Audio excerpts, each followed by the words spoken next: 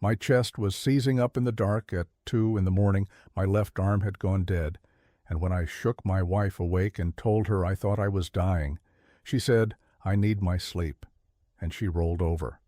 And I want you to know that by the time all of this was finished, she had lost the house, the money, the man she was really lying there awake for, and every single thing she thought she was going to walk away with. Hang with me for 1 second before I take you into it, because I want you to know I don't take it lightly that you're giving me your time right now. I really don't. So do me a small kindness while you get comfortable. Drop the name of the city you're listening from down in the comments, because I sit and read those, all of them, and I'll call you out by name in the next story I tell. And if you've got a like or a subscribe in you today, that is, honest to God, the thing that lets somebody like me keep sitting down and doing this. Okay. So, let me take you back to that bedroom, because everything, the whole entire thing, starts on the floor next to that bed. My name is Mark. I'm 46. I live in Grand Rapids, Michigan, over on the southeast side, in Alger Heights, in a story-and-a-half house I've been paying on for 17 years, the kind with the little dormer windows and a driveway I have to shovel about 900 times every winter. I do commercial HVAC, rooftop units, boilers, walk-in coolers, the stuff nobody thinks about until the day it quits on them in July or January. I'm good at it. I've been up on frozen rooftops off 28th Street, in weather that would put most people in the hospital, and I never once thought the thing that would nearly put me in the ground was my own heart in my own bed. I was married to Sharon for 18 years, together for 20.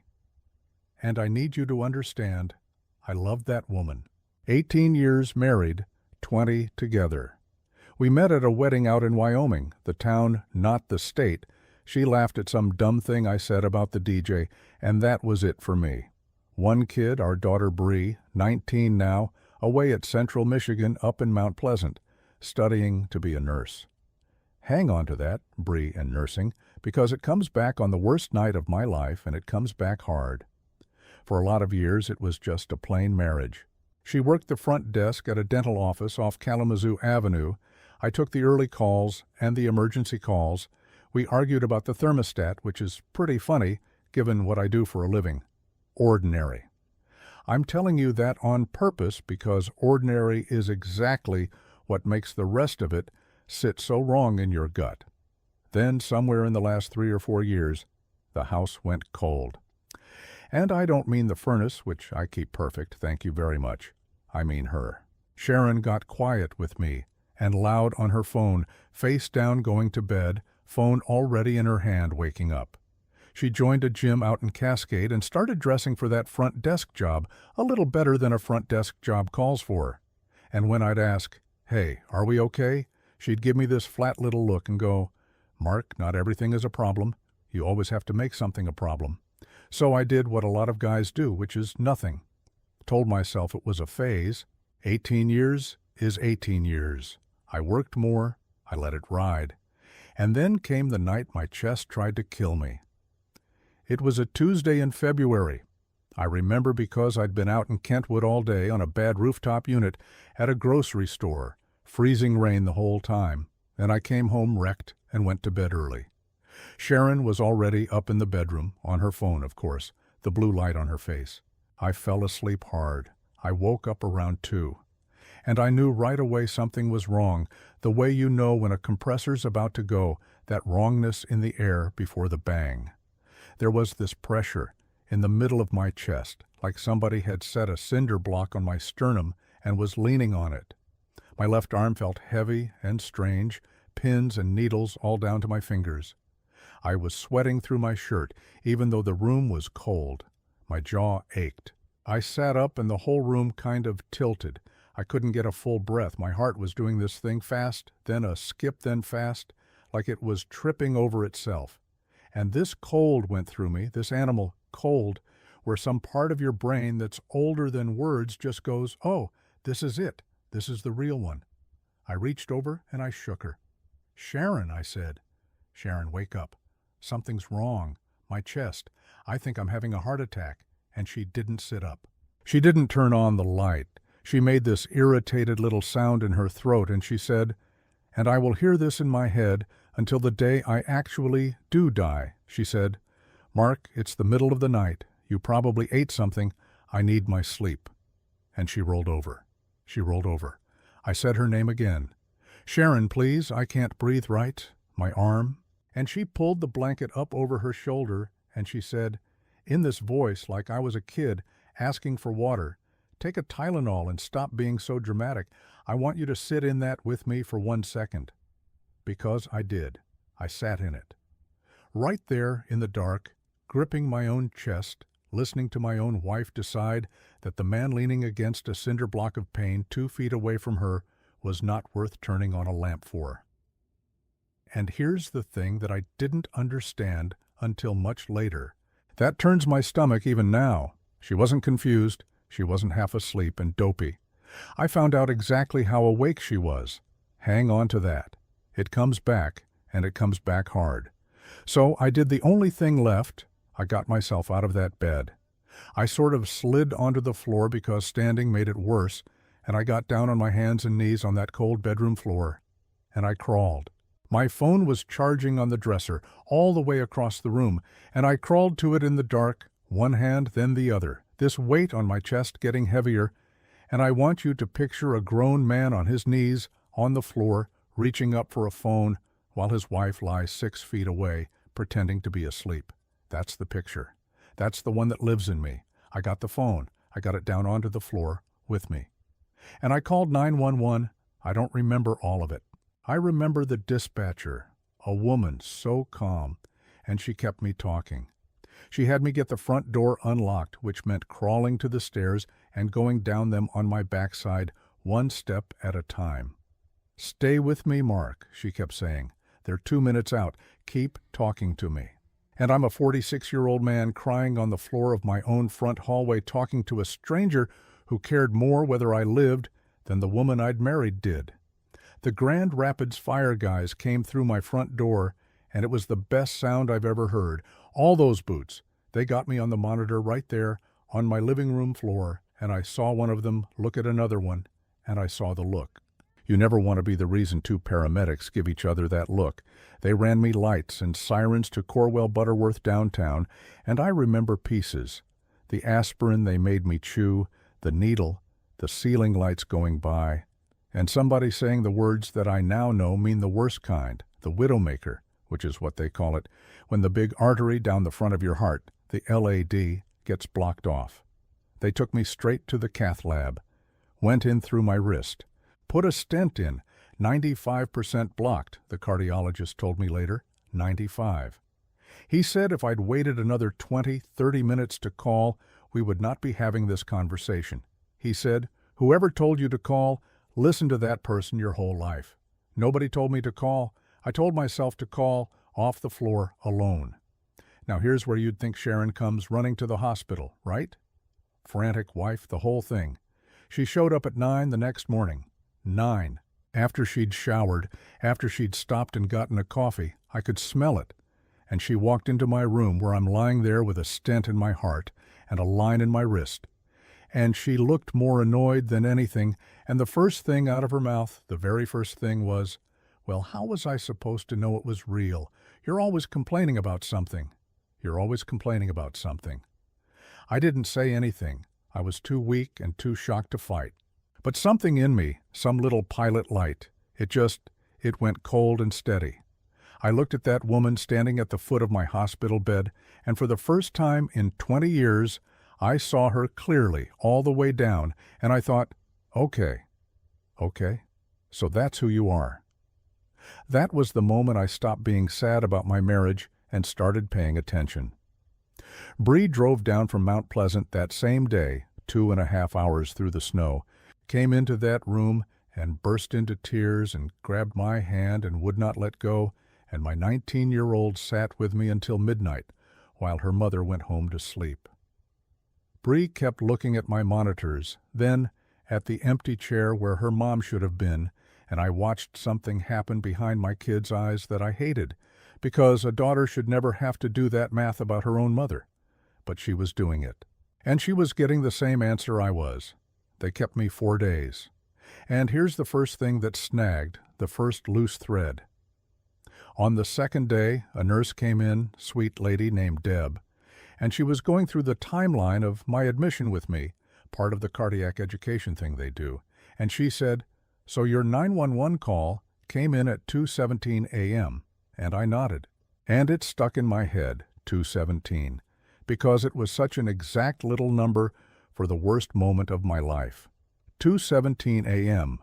Hold on to that number. Because about a week later, it became the number that blew my whole marriage apart. They sent me home with a bag of pills and a folder of instructions and a heart that worked again, but felt different. Like a house after a fire, standing, but changed. Sharon set me up on the couch and did the bare minimum. Brought me water when I asked. Sighed a lot. She kept her phone face down, and she kept leaving the room to take calls, murmuring and coming back with her face rearranged into nothing. And I was home all day. That's the part she didn't think through. A man recovering from a heart attack is home all day. So I started noticing. She was texting constantly and hiding it. She'd put a passcode on her phone I didn't know, which was new. She took a call out in the garage in February in Michigan, standing in the cold, rather than let me hear one word. And the one that got me, when the mail came, she started walking out to meet the mailman at the box. Sharon had not touched the mail in 18 years. Now I'm an HVAC guy. My whole job is finding the one thing wrong in a system that looks fine. You follow the cold spot, you follow the noise, you trace it back to the source. So I traced it. We had a shared login for our phone carrier. For the bill, because I'd always paid it. She'd never changed that password, probably never thought about it. So one afternoon while she was at the dental office, I logged in and I pulled up the call and text log. Not the content, they don't give you that. Just the numbers and the times and the dates. And I want to tell you my hands were shaking before I even scrolled, because part of me already knew, and part of me was begging the screen to prove me wrong. There was a number. One number, over and over, hundreds of times a month, late at night, early morning, all day, a number I didn't recognize. And then I did the thing that took the floor out from under me all over again. I scrolled back to February, to that Tuesday, to the night, and there it was, that number. A text out at 1:52 a.m., a text in at 1:58, out at 2:04, in at 2:11, and a call, connected, 2:14 a.m., 3 minutes, 2:17. She hung up that call at 2:17, the exact minute my 911 call went out. Do you understand what I'm telling you? She was not asleep. She was never asleep. When I shook her and told her my chest was seizing, she was lying there in the dark on the phone with him. She told me she needed her sleep, so I'd shut up while she talked to another man. And then when I crawled off that bed to save my own life, she hung up with him, rolled over, and let it happen. I sat at my own kitchen table, and I could not breathe. And this time, it wasn't my heart. I'm going to be honest with you, because I promised myself I'd be honest telling this. My first feeling wasn't rage. My first feeling was this bottomless, drowning grief, because 20 years of my life just turned into something else right in front of me. Retroactively, all of it, every beach trip, every Sunday. And then, after the grief, real slow, like a pilot light catching, came the cold. And I made myself a promise at that table. I promised myself I would not scream at her. I would not throw a plate. I would not give her one single thing she could use to spin me as the crazy, dramatic husband, the way she'd already tried to in that hospital room. No. I was going to be calm, and I was going to be smart, and I was going to trace this all the way back to the source, quietly, and then I was going to shut the whole system down at the breaker. So I said nothing. Nothing. I smiled at her over dinner that night, and I have never worked so hard at anything in my life. And I started documenting. I got myself a lawyer first, woman named Patricia, little office near downtown, sharp as a tack, does family law. I laid it all out, the number, the times, the 2:17. And she leaned back and said, "Mark, Michigan is a no-fault state. She doesn't have to prove you did anything, and you don't have to prove she did anything to get the divorce. But," she said, tapping the desk, Michigan absolutely lets a judge weigh fault when it comes to dividing property and deciding spousal support. Adultery matters here, especially your flavor of it, she said, where she was carrying on with him during a medical emergency.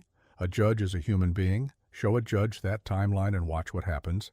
And then she said the thing that cracked my confidence. But a timeline of phone numbers isn't quite enough on its own. She could say it was a friend, say she was scared and called somebody for help. Say you're twisting it. We need more. We need to know who he is, and we need to know what she's been doing with the money. The money. I hadn't even looked at the money. So that night, calm as anything, I logged into our accounts, the ones I could still get to. And that's where I found the next thing. And this one told me she wasn't just cheating, she was planning. Over the past 8 months, a little at a time, money had been leaving our joint savings, careful chunks, 600 here, 1,000 there. Moved to an account I'd never heard of at a credit union I didn't bank with. Almost $31,000 gone in slow, careful bites out of the money we'd built for 18 years, the money that was supposed to redo the kitchen and help Bree with nursing school. And then I found the last thing, the thing that made me actually get up and walk to the sink and put cold water on my face. 3 months before my heart attack, our life insurance had been updated, my policy. She was the beneficiary, and somebody had gone in and increased my coverage, on me. My death benefit had been quietly bumped up, and the paperwork had her handling it, because she handled the household stuff she always had. Now, listen. I'm not going to stand here and tell you my wife tried to murder me, because I don't know that and I never will, and a phone log doesn't prove a heart. Maybe it was just a woman getting her ducks in a row to leave a man she'd already left in her head. Maybe. But here's what I did know. Cold water dripping off my chin. On the night my heart closed up in the dark, the woman beside me had a boyfriend on the phone, a secret pile of money, and a bigger check waiting if I didn't wake up. And she told me to take a Tylenol. That's when the grief burned all the way off and never came back. And I almost got caught doing it too, and I have to tell you about that night, because my heart, my brand new stented heart, has never pounded the way it pounded right then. It was maybe a week into me quietly building the file. I had the laptop open at the kitchen table around 10 at night, the bank statements up on the screen, that secret credit union account sitting right there in front of me, and I thought Sharon was down for the night. Then I heard the bedroom door, the hallway, and her voice from the top of the stairs going, "What are you still doing up?" And I did not have time to close it. I could hear her already coming down. So I dragged another window over the top of it, this parts supplier site I use for work, and I leaned back in the chair like I was bored to death. She came around the corner in her robe and stood there looking at me, and she goes, "Since when do you work this late?" "Bad compressor out in Wyoming," I said. "They want a quote by 7. And I did not blink. And I could feel it, that stent they'd just put in me, hammering so hard I was sure she could hear it across the kitchen, and under the table my leg was shaking like a leaf. She looked at the screen. She looked at me. For 3 seconds that lasted a year. She just looked. Then she goes, "Don't stay up too late," and went back upstairs. And I sat there in that dark kitchen, and I let the breath out real slow, in for 4, hold, out for 4, the way they teach you in cardiac rehab. And I thought, okay, almost. Be smarter.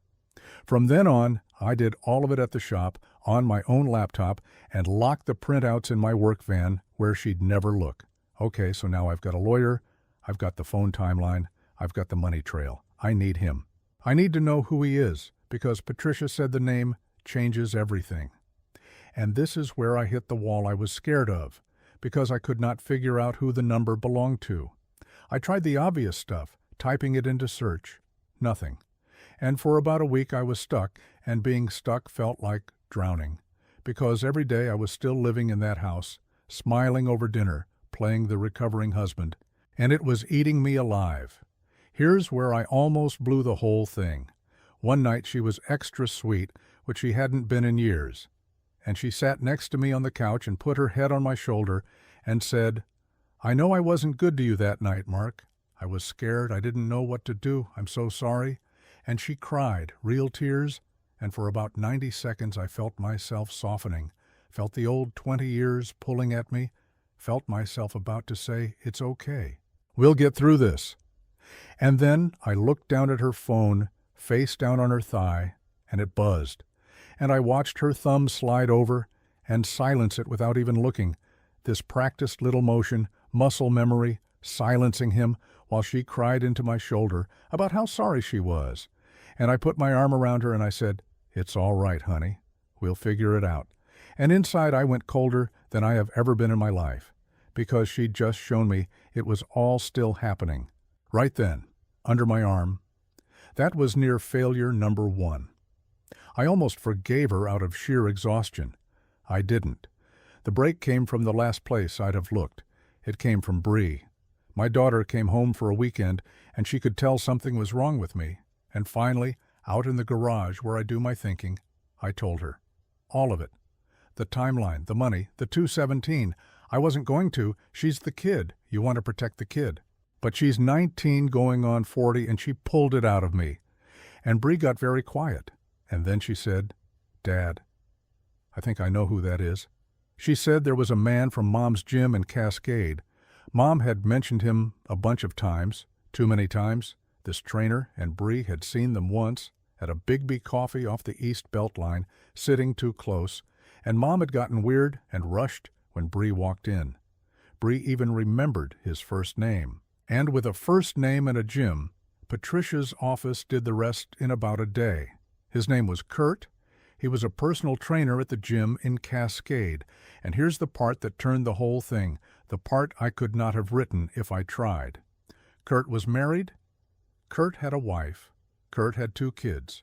Kurt lived out in Ada in a nice house with a wife named Angela, who, as far as anybody knew, thought her husband was the greatest guy in the world.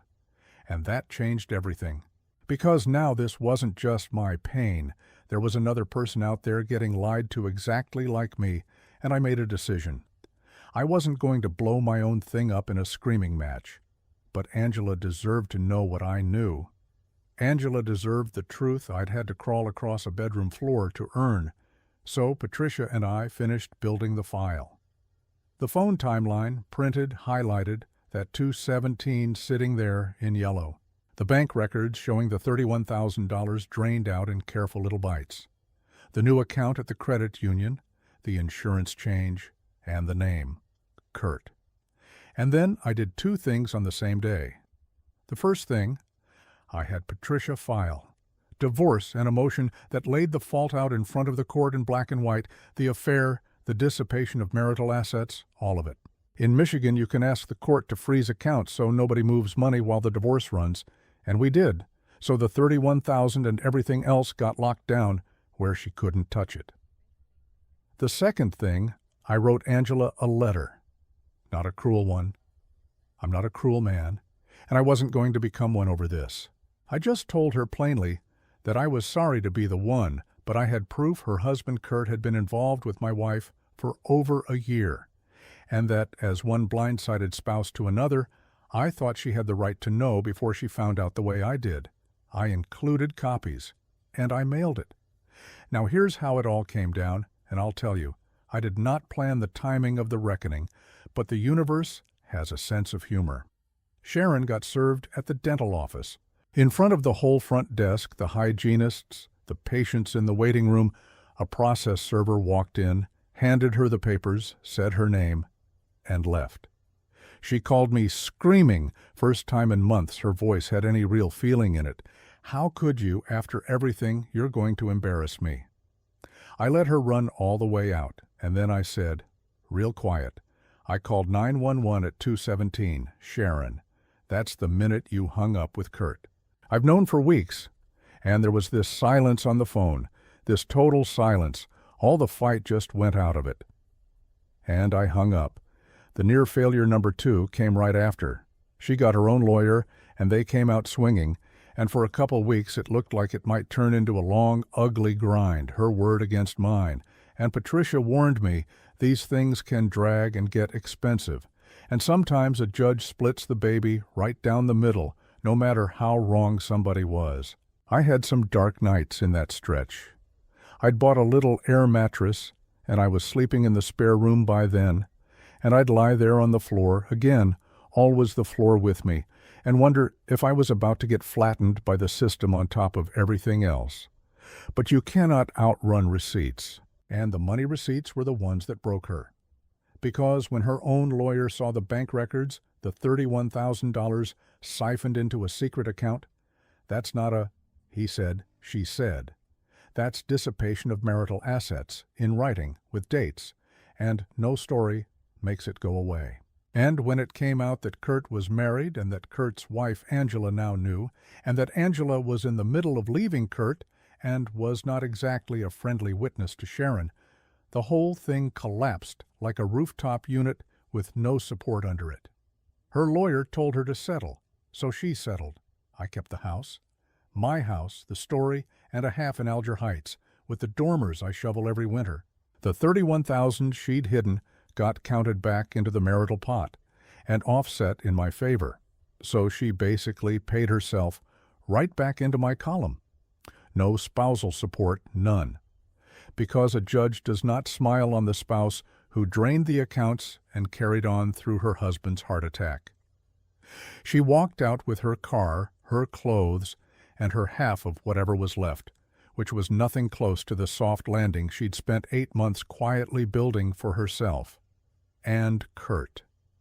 Now you'd think Kurt is where I just hear about his life falling apart secondhand and shrug. Nope. Because Kurt came to my house.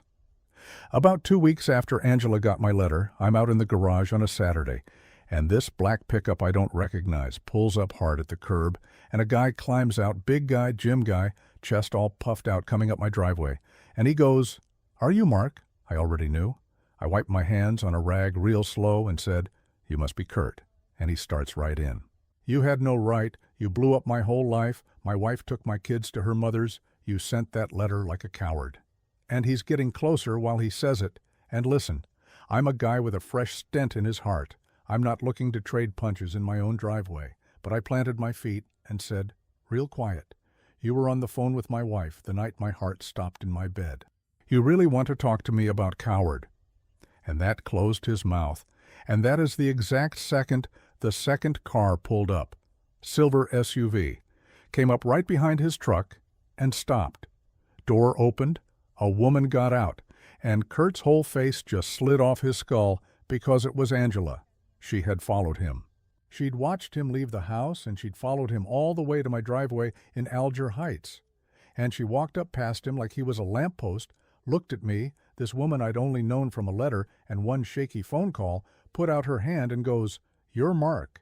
Thank you for telling me." And then she turned to face him, right there on my driveway, and she said, "Real level, no yelling, nothing. The papers are on the counter at home, Kurt. You can sign them, or my lawyer makes it a whole lot worse, and either way, you are not coming back to that house."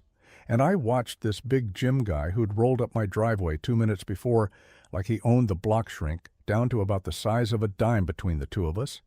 Didn't have one word left. He got back in his truck, backed out crooked over my neighbor's lawn, and he was gone. And Angela just stood there in my driveway a second, and she let out this long, shaky breath, and she said, "Is it awful that I feel lighter right now?" And I told her no. No, it is not. I told her I knew exactly what she meant, better than just about anybody alive. 2 people who'd been lied to for a year, standing in a driveway, feeling the same weight come off their chest at the same exact minute. She got in her car and gave me a little wave and drove off, and I never saw her again. But I hope to God she's doing good, because she earned it. Kurt lost the gym clients too, after all that. Word gets around when you're sleeping with the members. Last I heard he was training people out of a garage. A garage. Some justice just writes itself. But you want to know the moment, the real one, the one that closes it. It was moving day. Sharon came to get the last of her things, and Bree was there, home from Mount Pleasant, because Bree wanted to be there for me and not for her. And that math was done and settled now, out loud, forever. And Sharon stood in the doorway of the house she'd tried to take, with a box in her arms. And she looked at me, and she looked at our daughter, standing next to me with her arms crossed, and something crossed her face. Some flicker of what she'd traded and what it had cost her. And she opened her mouth like she was going to say something, some last thing, some little speech, and I just said, "I need my sleep, Sharon." And I closed the door. I'm not proud of the pettiness of it. I'm really not. But God help me, after crawling across that floor after 2:17, after all of it, I gave myself that one, just that one. And here's the part nobody tells you about, the quiet after. That first night, alone in my own house, I made a sandwich and ate it standing at the counter, and it was so quiet I could hear the furnace kick on, my furnace, the one I keep perfect. And I took a breath, a real one, all the way to the bottom, the kind I hadn't taken in years without a weight on my chest, and I let it out slow, and I felt my shoulders come down from around my ears for the first time in longer than I can tell you. I sat down on my own couch in my own quiet house, and I cried, but it wasn't the drowning grief anymore. It was the other kind.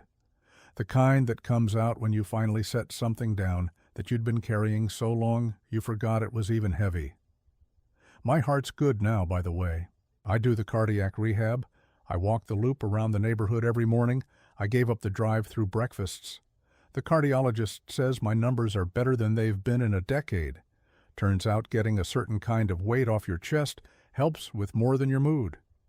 Bree calls me every night, every single night, this kid, from her dorm up in Mount Pleasant, just to say goodnight and make sure I took my pills. She's going to be the best nurse in the state of Michigan, I already know it, and I know exactly where she learned to be the person who turns on the light when somebody says their chest hurts.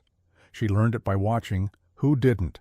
So that's the whole thing. That's 2:17 in the morning, and everything that came after. And if you're still with me, here's the only thing I really want you to take out of it.